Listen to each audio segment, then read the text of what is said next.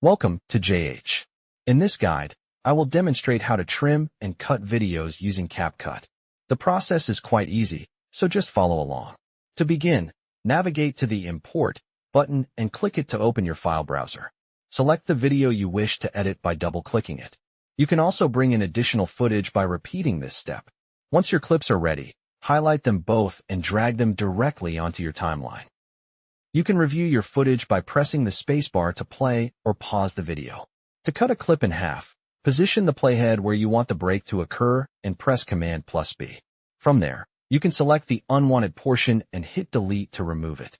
Alternatively, you can shorten a clip by grabbing its edge and dragging it inward to your desired length. Another way to divide your video is by moving the playhead to the specific spot and clicking the split icon located above the timeline. This separates the clip, allowing you to easily delete any unnecessary segments. That is how you efficiently cut videos in CapCut.